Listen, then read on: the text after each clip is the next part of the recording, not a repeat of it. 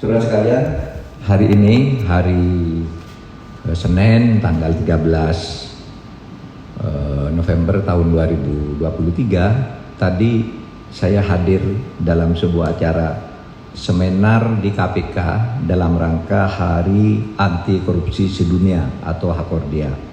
Saya diminta menyampaikan speech tentang pelaksanaan implementasi konvensi internasional tentang tindakan atau kebijakan anti korupsi yang dikenal sebagai UNCSC, United Nations Convention Against Corruption.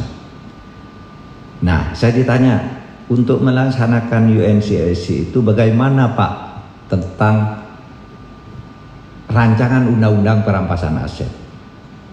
Saya katakan, untuk pemerintah, rancangan undang-undang perampasan aset itu sudah selesai prosesnya karena sudah disampaikan ke DPR pada tanggal 4 Mei tahun 2023. Jadi ini sudah berapa bulan sudah kita sampaikan.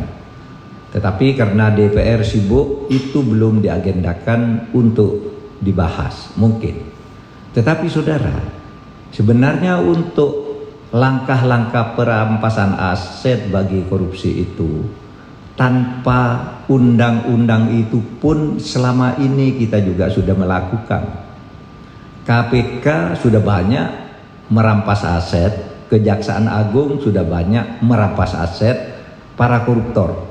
Misalnya kalau KPK semula ketika menjadikan seseorang menjadi tersangka hanya dengan dakwaan korupsi atau gratifikasi sekitar 1 sampai 3 miliar. Nanti di dalam prakteknya bisa jadi tuntutannya itu atau temuannya itu bisa 100 miliar lebih, seperti yang terjadi di Papua Barat dan yang lain-lain. Kemudian asetnya dirampas.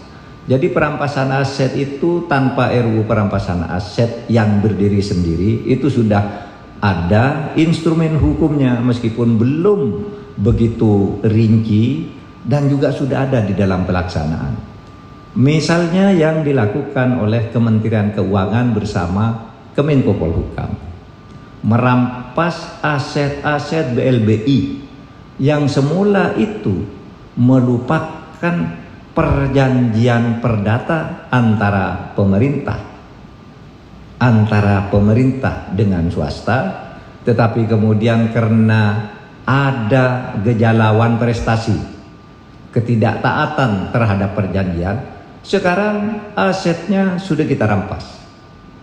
Saya diberi tugas oleh Presiden bersama Menteri Keuangan sejak bulan Juni tahun 2022, dan sekarang pada akhir Oktober tahun 2023 kami dari Satgas BLBI itu sudah menyita aset dan merampas kekayaan obligor sebanyak 34,6 triliun rupiah. Yang itu berarti 31,38% dari total tagihan yang harus diambil dari pengemplang atau dari para pelaku prestasi dalam kasus BLBI ini. Itulah penjelasan saya tentang perampasan aset. Intinya kita memang belum punya satu undang-undang yang khusus bernama itu, tapi dalam praktek dan dalam beberapa ketentuan undang-undang kita punya landasan dan punya instrumen untuk melakukan itu. Terima kasih.